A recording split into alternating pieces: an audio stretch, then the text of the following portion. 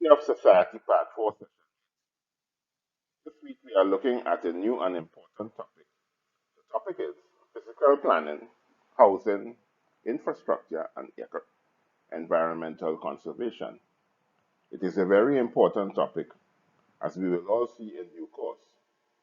Site value taxation is at the heart of the success of any community's physical planning, its housing policy and provision, infrastructure provision, and environmental conservation. In fact, SVT has been the missing link of why these issues have been deemed to be failures in the majority of countries in the world. We begin with a quotation from Seymour Rauch's publication entitled Economic Answers to Ecological Problems, and it is this. If zoning against unwise land use is to dissipate more problems than it creates, zoning must be accompanied by rules of tenure comparable to those suggested for pollution control and conservation of resources. All sites subject to zoning should be tenured through the payment of rates, taxes, based on up to the moment full market value. Unearned benefits from zoning would vanish. Balance would be struck between prospective users of land and yielders of title thereto. Sites would transfer at reasonable cost. Then the free market would show its powerful ability to please and render innocuous putative limits to growth due to zoning. With such devices as cluster development, country-sited townhouses, and imaginative multiple dwelling design. The pertinent 2030 Sustainable Development Goal with respect to physical planning, housing, infrastructure, and environmental conservation is goal number 11. This goal seeks to make cities and human settlements inclusive, safe, resilient, and sustainable. There has been minimal progress regarding the eradication of slum settlements globally in urban centers, as this population has reduced from 39% to 30% between the years 2000 and 2014. Notwithstanding this reduction, cities are expanding beyond its administrative boundaries outward and placing great strains on the necessary attendant services that are required for satisfactory city living.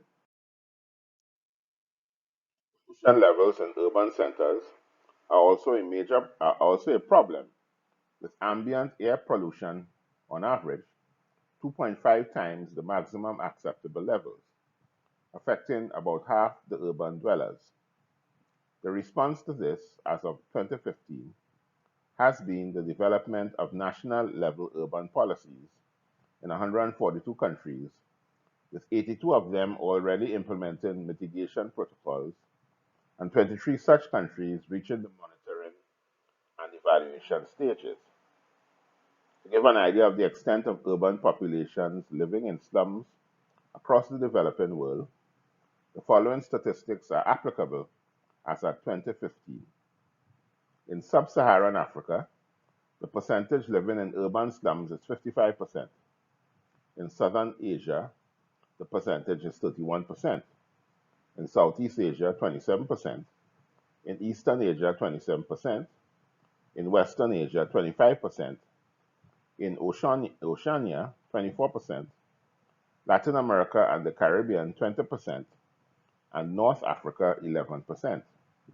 The average of these for slum dwelling in the urban developing world is 30%, translating into a total of 880 million persons. Here are some more facts that gives the stark reality of urbanization in the developing world. Global urban population has quadrupled since 1950. Cities in the developing world account for 90% of the world's urban growth. In 2007, global urban population became equal to global rural population. global urban population will continue to rise and will reach 5 billion by 2030. By 2070, 70% of the global population will be city dwellers. Between 2000 and 2030, population growth rate in urban areas will be 2.3% per year in the developing world. Although housing in urban centers is critical all over the world, it is particularly critical in the lesser developed countries.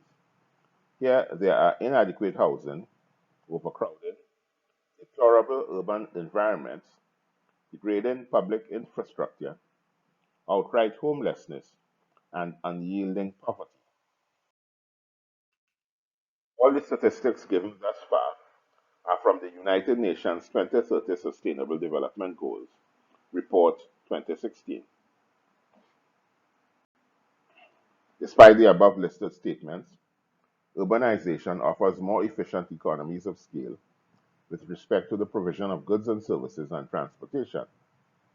What is required is planning and management that is risk informed and sound. Urban areas can be ideal areas for innovation, growth, and sustainable development. Urbanization has been defined as agglomerations of multifunctional settlements of substantial size. It can contribute to sustained economic growth, which can reduce poverty. When there is too much rural urban migration without this economic growth, then the challenges listed hitherto arise. Ideal urbanization is where there is improvement in urban function and quality, city renewal, and optimization of urban spatial organization. This will support economic and social development, health systems, and mitigate poverty. Uncontrolled urbanization leads to unsustainable development, particularly housing, and this is prevalent throughout the developing world. There is an absence of location planning and layout and the appropriate infrastructure design. Compounding this is high population growth rates, inflated real estate prices, influx of rural migrants, and inadequate civil services. Most importantly, there are few attempts at developing and implementing planning policies. Without these planning and implementation efforts, the existing infrastructure and housing cannot accommodate the burgeoning demands placed on them. Whilst governments may not execute the works themselves, they do have responsibility to ensure that quality infrastructure and housing is provided for the eventual health and well-being of the members of the community. Certainly in developing countries, these are not being provided, and it is the purpose of this session and others to show how these can be made possible. We will begin with physical planning, then treat with environmental management and conservation and what the effective protocols should be, then continue with infrastructure management, transportation, and what the responses to the concerns of the various stakeholders can be. Planet. In every country of the world, there are communities and areas that receive more favorable infrastructure, education, health, and recreational facilities than others. These communities enjoy better living standards, have better access to state resources and services, are healthier and better educated. These communities are invariably near population centers, but within enclaves in suburban sections. They would enjoy the best that the country has to offer, and although household incomes are larger here, the tax dollars spent in these areas are far greater than in other less endowed areas. Those citizens living in these poorer areas are clearly disadvantaged socioeconomically and may be paying just as much tax proportionately as those persons living in more amenable locations. In any event, the state has an obligation of providing fair and equitable facilities and services to all its citizens and should not discriminate. One of the main goals of an enlightened and progressive national physical planning policy is not only to strive for orderly development, but equitable spatial development as well. Physical development in many countries, more so in developed ones and less so in developing ones, is governed by national physical development plans. These plans are overarching concepts of development zones in the physical areas of the country, where the best applicable development locations for specific activities are identified. That there is so much prevalence of unplanned development, particularly in the developing world, is symptomatic of an inadequacy or non existence of the particular planning exercise, as well as the absence of a mechanism that ensures that all citizens tangibly benefit in the planning outcomes. If elaborate plans are drawn up, only to find that most cities cannot afford to purchase the lands upon which they must provide themselves with shelter and or production facilities, then the exercise would have failed. Planning outcomes must be utilitarian. That is, they must benefit the greatest number of citizens. Let us have a break now.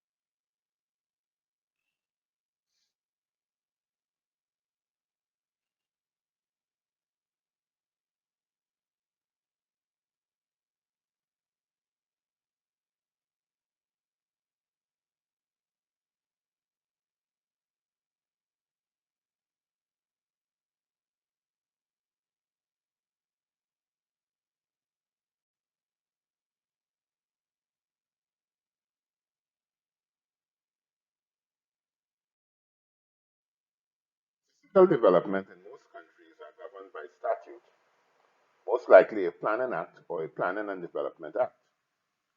These are for orderly and environmentally sound physical development in urban and rural areas. These legislations, while providing explicit guidelines for the best development, do not attempt to initiate it. This passive nature of the legislations allows the developers to proceed unhurried, with landholders responding to development needs speculatively. The result then is the proliferation of unplanned development, evidence of the unbalanced factors of production at work.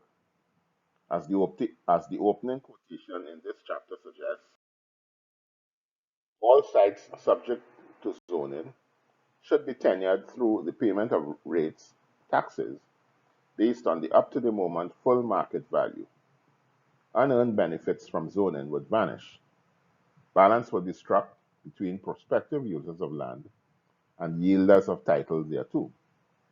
Sites would transfer at reasonable costs, then the free market would show its powerful ability to please and render innocuous the putative limits to growth due to zoning, with such devices as cluster development, country-sited townhouses, and imaginative multiple dwelling designs.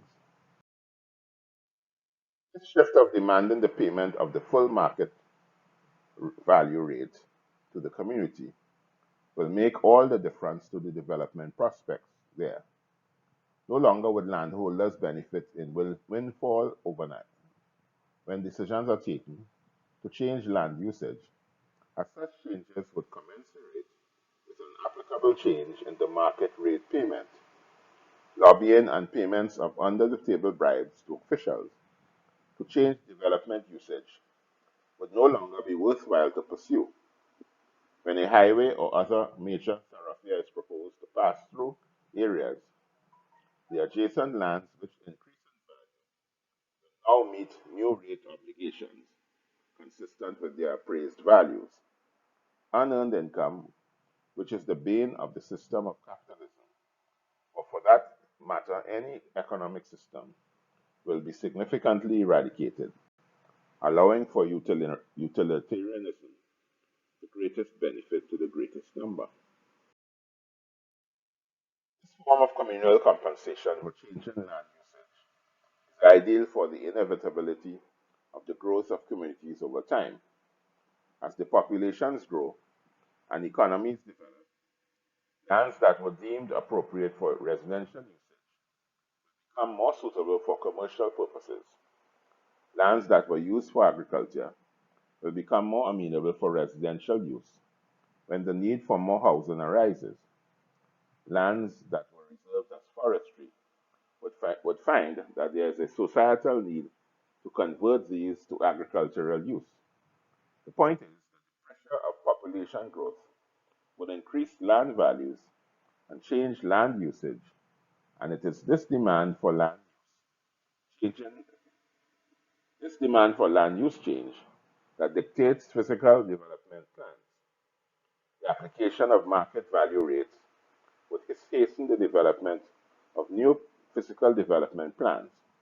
In other words, when there are wholesale changes in site values, it is probably time to upgrade physical development plans.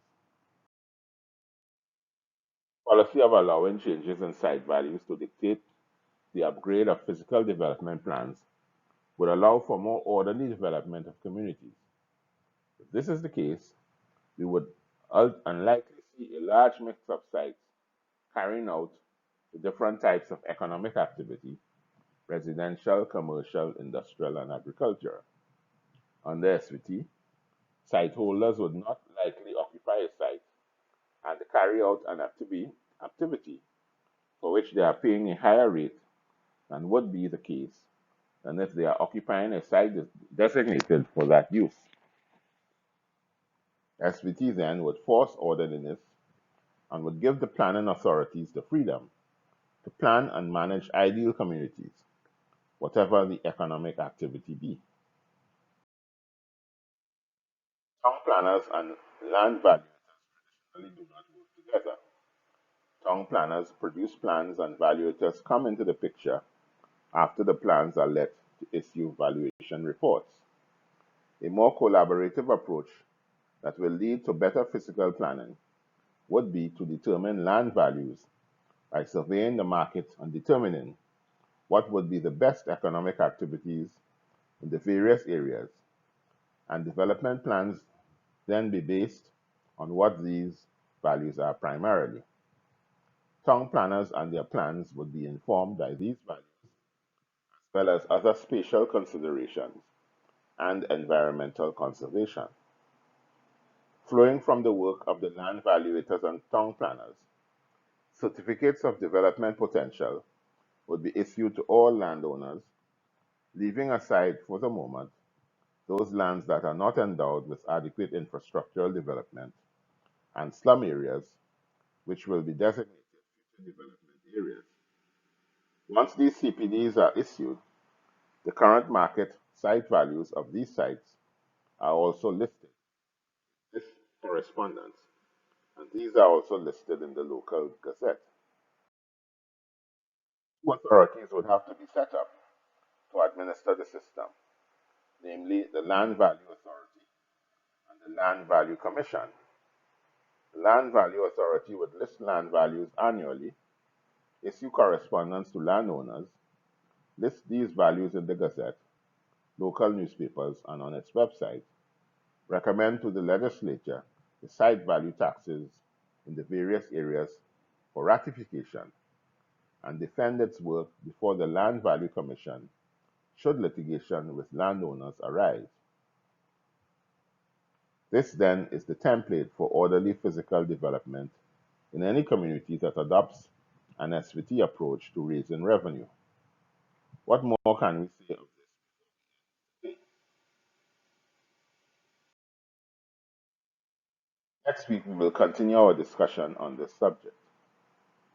Before we end, I would like again to let you attendees know that unsustainable development is an educational offering devoted to the dissemination of its course to all of mankind and to those who have the English language as their language in the first instance, and to all eventually all over the world. We have in fact been sending this course all over the English-speaking world with very favorable responses. To continue to make this possible, and because we do not charge a fee for this dissemination, we rely wholeheartedly on monetary donations to meet the cost of achieving these goals. If you have found these sessions useful thus far and would like others to have access to them, we would gratefully accept your donations should you be inclined to offer them. You can send donations to our PayPal account at the email address notebroker2001@yahoo.com. Thank you for your kind gesture. As indicated before, you can communicate with us by going to our Facebook page on sustainable development or our YouTube channel, Balancing the Economy. We will respond to all your comments or questions. You can also subscribe to our YouTube channel. Press the alert button to get notices that our latest session has been posted. All sessions are archived at our Facebook page. Please share with your family, friends, and acquaintances.